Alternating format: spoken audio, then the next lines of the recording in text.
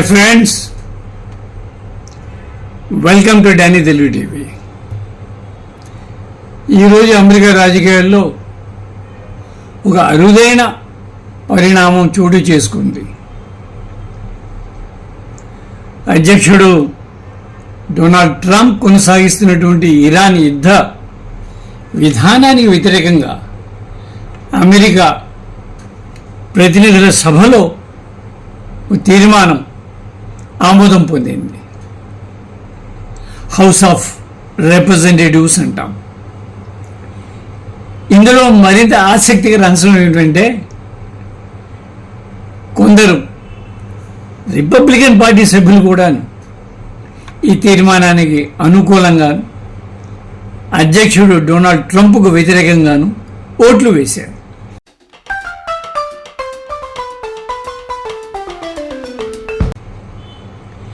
ఇది కేవలం ఓటింగ్ కథేనా, లేక అమెరికా ప్రజాస్వామ్య వ్యవస్థలో లేదా సాంప్రదాయంలో ఒక హెచ్చరిక గంట మోగిందా అనేది ఇప్పుడు చర్చనీయాంశం.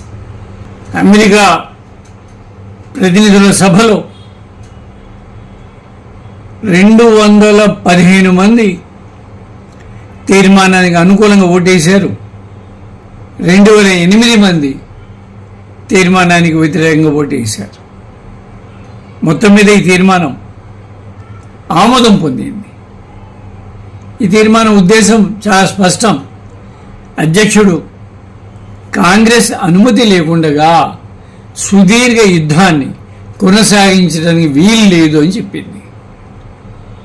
సరే, విశేషం ఏమిటంటే, ముందు చెప్పాను నేను, 4 రిపబ్లికన్ పార్టీ సభ్యులు కూడా డెమోక్రాట్లకు మద్దతు ఇచ్చారు.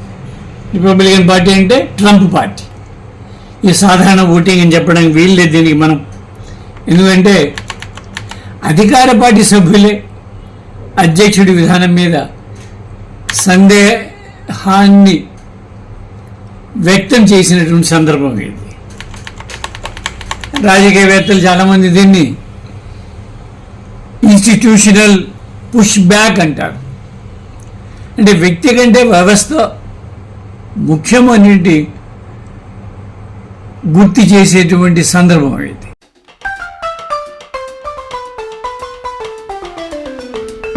(1973) వియత్నాం యుద్ధం తర్వాత America Congress war powers resolution అనే చట్టాన్ని కొత్తగా తీసుకొచ్చింది. అప్పట్లో దీని ఉద్దేశం ఏమిటంటే, అధ్యక్షుడు యుద్ధం చేయాలా వద్దా అనేటువంటి అధికారం అతను సంపూర్ణంగా కాదు, దాన్ని పరిమితం చేయాలి అనేది ఈ రెజల్యూషన్ యొక్క ఉద్దేశం.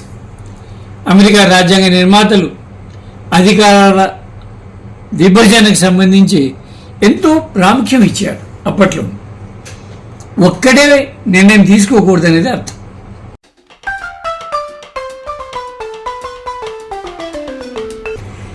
జేమ్స్ మాడిసన్ ఒకసారి war is the true nurse of executive aggrandizement అన్నాడు. అని అదొక హెచ్చరిక. అదేమిటంటే అర్థము, యుద్ధాల సమయంలో కార్యనిర్వాహక వ్యవస్థకు అంతులేని అధికారాలు కట్టబెడతారు, ఇది అంత సమంజసం కాదు అనేది. అలాగే అమెరికా కాంగ్రెస్ కూడా యుద్ధ నిర్ణయాల్లో ఒక పాత్రను పోషించాలని వాళ్ళు సూచించారు.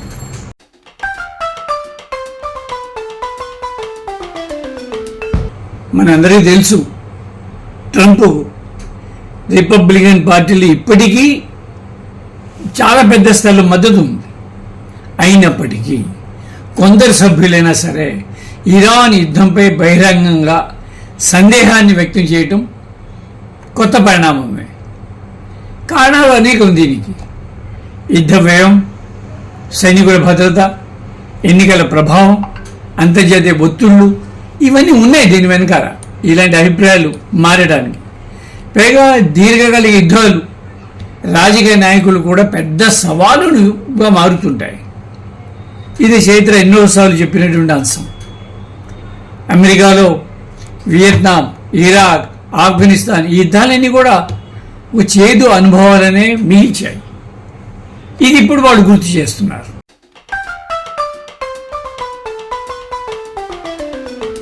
అయితే ఇదంతా కూడా ఒక సంకేతం మాత్రమే. ఈ తీర్మానం వెంటనే యుద్ధానేమి ఆపదు. ఎందుకంటే హౌస్ ఆఫ్ రిప్రజెంటేటివ్స్లో జరిగినటువంటి తీర్మానం ఇది సెనెట్ ఆమోదం కూడా పొందాల్సి ఉంటుంది. అప్పుడు మాత్రమే అధ్యక్షుడు వీటో కూడా చేయవచ్చు. అప్పుడు కూడా ఆ తర్వాత కూడా 2 సభల్లో 3/2 మెజార్టీ అవసరం. ఈ ప్రాసెస్ అంతా జరుగుతుందా ఇప్పుడు అమెరికాలో జరగకపోవచ్చు, కానీ ఒక హెచ్చరిక అయితే ముందుకు వచ్చింది. అయినప్పటికీ రాజకీయాల్లో సంకేతాలకు కూడా చాలా విలువ ఉంటుంది. సామాజిక శాస్త్రవేత్త మ్యాక్స్ వెబర్ అధికారానికి చట్టబద్ధత అత్యంత ముఖ్యమని చాలాసార్లు చెప్పున్నాడు. ఈ ఓటింగ్ ద్వారా కాంగ్రెస్ తన పాత్రను గుర్తు చేసింది. అదే దీని ప్రధాన ఉద్దేశం. అల్టిమేట్ కాకపోవచ్చు, కానీ బాబు కొంత జాగ్రత్త అని చెప్పింది. ప్రజాస్వామ్యంలో అసలు బలం ఎన్నికల్లో కాదు, అధికార నియంత్రణ వ్యవస్థలో ఉంటుంది. న్యాయ వ్యవస్థ, శాసనసభ, మీడియా, పౌర సమాజం ఇవన్నీ కలిసి అధికారాన్ని బ్యాలెన్స్ చేస్తుంటాయి. అవన్నీ మూకుబడిగా కలిసిపోతే అది వేరే కథ, కానీ జనరల్గా ఒకదాని ఒకటి పోటీ పడి బ్యాలెన్స్ చేయాలనేది ప్రజాస్వామ్య సిద్ధాంతకర్తలకు అభిప్రాయం.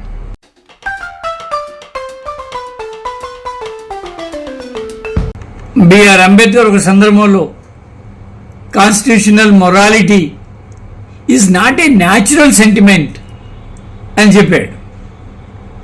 రాజ్యాంగం తానే పనిచేయదు. చాలా వ్యవస్థలు దాన్ని ఒక బాధ్యతాయుతంగా పనిచేస్తూ ఉండాలి.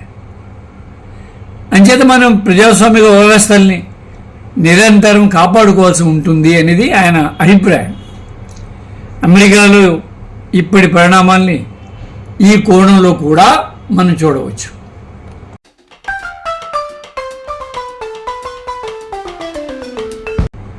అమెరికా ఇరాన్ యుద్ధాన్ని ఏదో 2 దేశాల వ్యవహారంగా మనం చూడటం సరిగా. ప్రపంచ చమురు ధరలు, సముద్ర వాణిజ్యం, ద్రవ్యోల్బణం, పెట్టుబడుల ప్రవాహం వంటి అనేక అంశాలపై ఇది ప్రభావం చూపిస్తున్నది కూడా.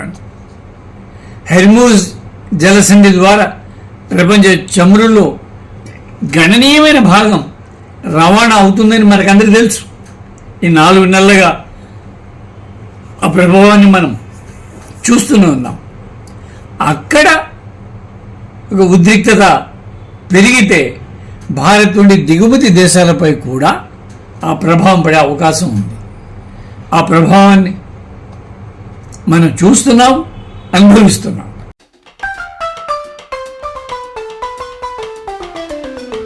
చరిత్రలో ఎన్నో సందర్భాల్లో యుద్ధ నిర్ణయాలు దేశీయ రాజకీయాలను మార్చాయి. వియత్నాం యుద్ధం అమెరికాలో భారీ నిరసనలకు దారితీసింది. ఇరాక్పై యుద్ధం కూడా తీవ్ర చర్చల్ని రేపింది.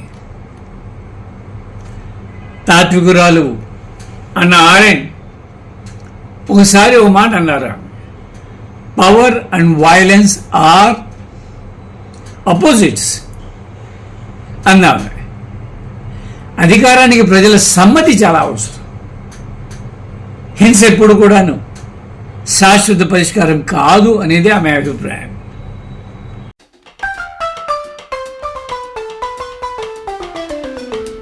ఈ సంఘటన ట్రంప్ గురించి మాత్రమే కాదు, ఏ ప్రజాస్వామ్య దేశంలో అయినా సరే ఒక ప్రశ్న ఉత్పన్నం అవుతూ ఉంటుంది. యుద్ధం వంటి కీలక నిర్ణయాలు ఒక నాయకుడి చేతుల్లోనే ఉండాలా, లేక ఎన్నికైన ప్రజాప్రతినిధుల సమిష్టి పర్యవేక్షణలో ఉండాలా? అమెరికా కాంగ్రెస్లో జరిగినటువంటి ఈ ఓటింగ్ అదే ప్రశ్నను మళ్ళీ ప్రపంచం ముందుకు తీసుకొచ్చింది. యుద్ధం అంటే చాలా పెద్ద నిర్ణయం, అది ఒక మనిషి తీసుకుంటాడా? దేశ అధ్యక్షుడే కావచ్చు, అని ఒకటే తీసుకోవాలా? చట్టసభలు కూడాను వాటిని సమిష్టిగా తీసుకోవాలా అలాంటి నిర్ణయాలని అనేది ఒక ప్రశ్న. ప్రజాస్వామ్యంలో యుద్ధం వంటి కీలక అంశాలపై తుది నిర్ణయాధికారం ఎవరికి ఉండాలి? ఒక నాయకుడిగా, లేక ప్రజల తరఫున ఎన్నికైన ప్రజాప్రతినిధుల సమిష్టి వ్యవస్థగా, అంటే పార్లమెంటుగా? దీని మీద మీ అభిప్రాయం ఏమిటి? మీ సమాధానాన్ని కామెంట్స్లో రాయండి.